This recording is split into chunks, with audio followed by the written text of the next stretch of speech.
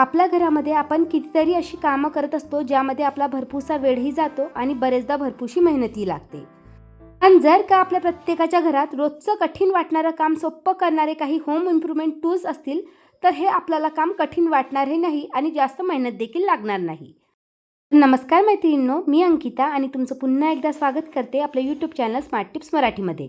व आजच्या व्हिडिओमध्ये मी तुमच्यासोबत अतिशय युजफुल असे होम इम्प्रूव्हमेंट टूल्स शेअर करणार आहे. त्याचा वापर करून आपण आपला भरपूरसा वेळही वाचवू शकतो आणि आपलं घरातलं कठीण वाटणारं काम अगदी सोपं करू शकतो. चला तर मग कुठलीही वेळ न घालवता व्हिडिओला सुरुवात करूया.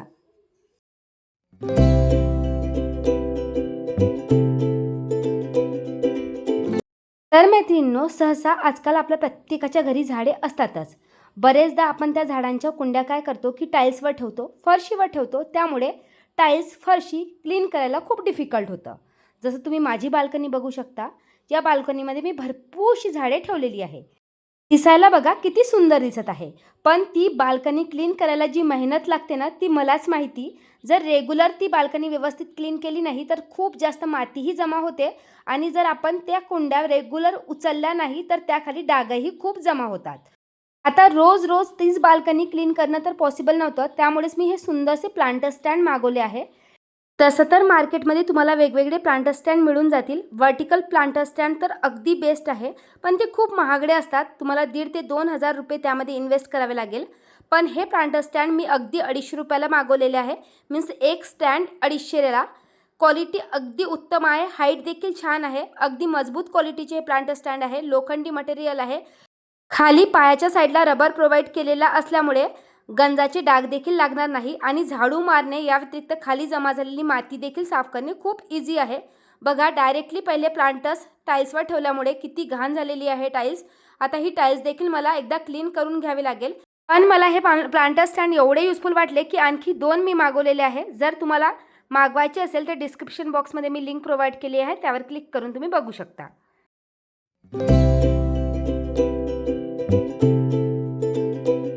सहसा आजकाल आपल्या प्रत्येकाच्या घरी 2 सिलेंडर असतातच. पण त्यातला जो भरलेला सिलेंडर आहे तो कॅरी करणे खूप डिफिकल्ट होत होतं.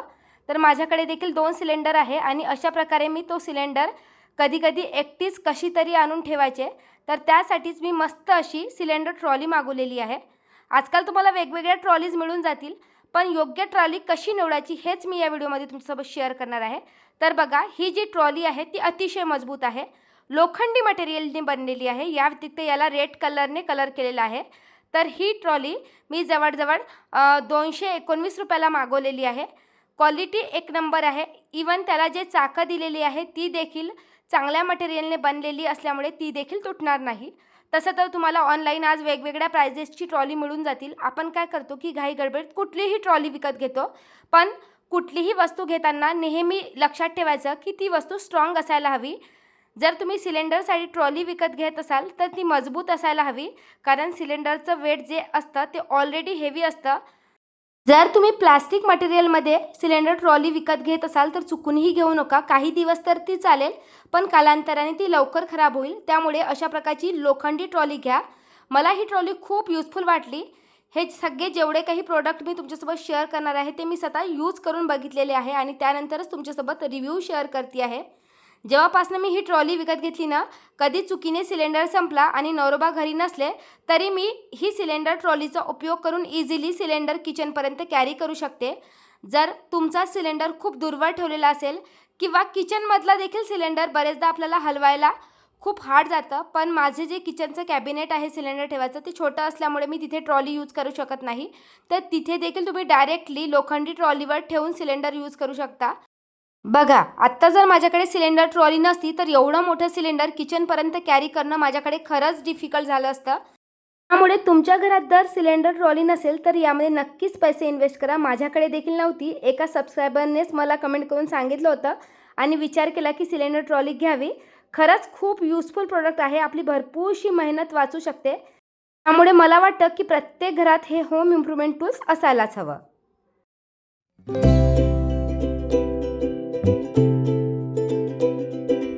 त्यानंतरची तिसरी वस्तू देखील खूप युजफुल आहे. सहसा आपल्या किचनमध्ये अशा प्रकारचा लाकडी पोळपाट असतो. पण तुम्ही बघितलं असेल, लाकडी पोळपाट असेल तर त्याला मेंटेन करणं देखील खूप डिफिकल्ट असतं. बरेचदा वारंवार धुतल्यामुळे त्याचा लाकडी मटेरियल खराब होतो. जसं माझ्याकडे खूप जास्त थंड वातावरण असतं. पावसाळ्यात तर आता बघा या पोळपाटची हालत एवढी खराब झालेली आहे आणि हा पोळपाट माझा तिसरा आहे.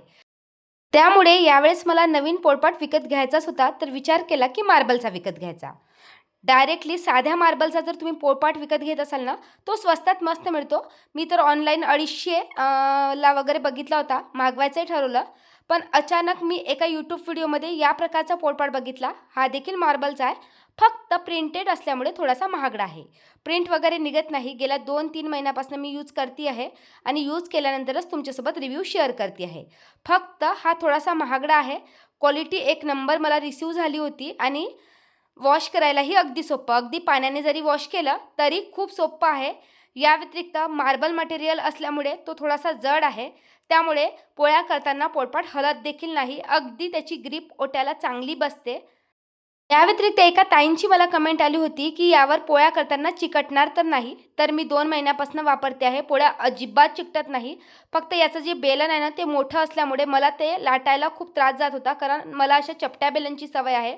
पण जर का तुम्हाला मोठ्या बेलनने लाटायची सवय असेल तर ते देखील खूप इझी आहे आणि कुठलीही गोष्ट मला असं वाटते की प्रॅक्टिस केली तर इझिली बनते. तर यावर मी पुऱ्या देखील बनवल्या आहे, पोळ्या देखील बनवल्या आहे आणि पराठे देखील बरेचदा बनवले आहे. मला तर हे पोळपाट बेलणं खूप युजफुल वाटलं, टिकाऊ वाटलं आणि लो मेंटेनन्स लागतं. इझिली पाण्याने वॉश केलं आणि कपड्याने सुकवून टाकलं तरी झालं, सुकवलं नाही तरी चालते. मला तर हे पोळपाट बेलणं खूप आवडलं. तुम्हाला कसं वाटलं मला कमेंटमध्ये नक्की सांगा. या व्यतिरिक्त बरेच जण मला प्रत्येक प्रोडक्टची प्राईस विचारत असतात. तुम्ही बरेचदा यूट्यूब व्हिडिओ स्क्रिप्ट करता, त्यामुळे तुम्हाला ती प्राईस दिसत नाही. तर हा जवळजवळ 550 ला वगैरे मी मागवला होता, पण आता मी सध्या सेलमध्ये बघितलं की 450 लाच आहे. क्वालिटी वगैरे खूप छान आहे आणि सगळ्या प्रोडक्टची लिंक मी ऑलरेडी डिस्क्रिप्शन बॉक्समध्ये दिलेली असते. जे काही मी ओरिजिनल प्रोडक्ट मागवते त्याची तुम्ही डिस्क्रिप्शन बॉक्समधून प्राईस देखील चेक करू शकता. आणि एकच सांगते की कुठलेही प्रोडक्ट घ्यायचं असेल तर पहिले त्याचे रिव्ह्यू चेक करा, त्याचे कमेंट चेक करा आणि त्यानंतरच ते प्रोडक्ट मागवण्याचा प्रयत्न करा.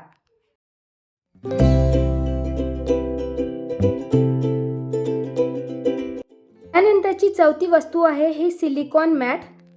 तर ही मॅट देखील खूप युजफुल आहे. सहसा बेकिंगसाठी वगैरे याचा उपयोग करतात, पण डायरेक्टली पोळ्या लाटायसाठी देखील ही मॅट खूप युजफुल वाटली. जसं तुम्हाला पिझ्झा बनवायचा आहे, केकचा डो बनवायचा आहे, कणिक मळायची आहे, तरी देखील यावर तुम्ही मळू शकता. पण स्पेशली ही मॅट मी पोळपाटाच्या खाली ठेवायसाठी मागवली आहे. जर तुमच्याकडे पोळपाट नसेल, जसं बरेच जणांना काय असतं की ओट्यावर डायरेक्टली पोळ्या लाटायची सवय असते. बरेचदा आपला ओटा घाण असतो, अनहायजेनिक असतं पोळ्या डायरेक्टली ओट्यावर लाटणं. मला तरी वाटतं जे कोणी डायरेक्टली ओट्यावर पोळ्या लाटत असेल त्यांना माझी रिक्वेस्ट आहे की तुम्ही पोळपाटावर लाटा, नाहीतर मग अशी एखाद्या मॅटवर लाटा, पण चुकूनही डायरेक्टली ओट्यावर लाटू नका. खरंच ते कितीही तुम्ही साफ कराल तरी अनहायजेनिकच आहे. इकडे नॉर्थ साईडला मला बरेच घरी दिसतात, त्यामुळे मला असं वाटलं की तुमच्यासोबत शेअर करावं. तर मला काय सवय आहे की पोळपाटाच्या खाली अशा प्रकारे मी एखादी कापड ठेवते, नाहीतर न्यूजपेपर ठेवते. बरेचदा काय होतं की न्यूजपेपर खराब होतं, वेळेवर मग दुसरा न्यूजपेपर वापरावा लागतो. कधी वेळेवर न्यूजपेपर नसतो आणि मी 1-2दा कापडही वापरून बघितलं आहे. कापड देखील खराब झाला की वारंवार वॉश करावा लागतो आणि पावसाळ्यामध्ये मला खूप डिफिकल्ट जात होतं. त्यासाठीच मी ही सिलिकॉन मॅट मागवली. तर स्पेशली पोळपाटाच्या खाली टाकायसाठी ही सिलिकॉन मॅट मी मागवली आहे.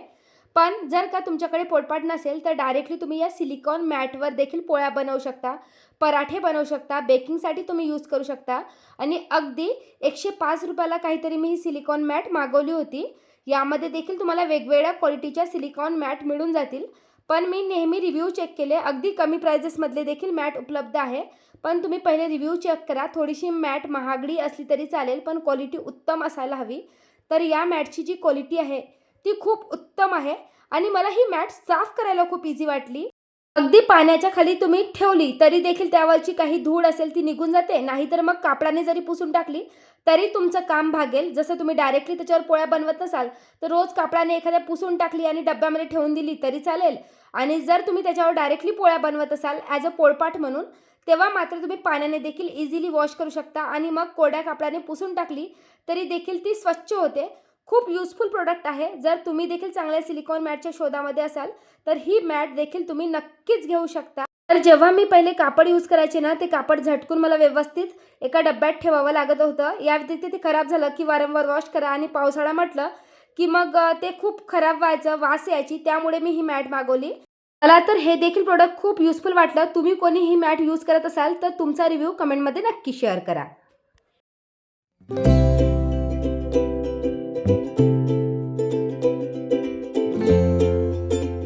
त्यानंतरचं नेक्स्ट प्रोडक्ट आहे ही कास्ट आयरन कढई, जी मला खूप युजफुल वाटली. मी ही देखील एका यूट्यूब व्हिडिओमध्येच बघितली होती आणि विचार केला की मागवून बघावी, कारण माझ्याकडे ऑलरेडी कास्ट आयरनचा तवा आहे आणि तो खूप युजफुल मला वाटतो. तर मी ही कास्ट आयरन कढई देखील मागवलेली आहे. बरेच जण म्हणतात की कास्ट आयरनची भांडी मेंटेन करायला डिफिकल्ट असतात, पण मला हे देखील भांडं खूप आवडलं. तर हे देखील मी बरेचदा यूज केलं आहे. तर जवळजवळ अर्धा किलोची भाजी होईल एवढी या कास्ट आयरनची साईज आहे. पण स्पेशली तळणासाठी ही कास्ट आयरन कढई मला खूप युजफुल वाटली, कारण कुठलेही कास्ट आयरनचं भांडं असतं ना, ते हेवी असतं, मीन्स जड असतं.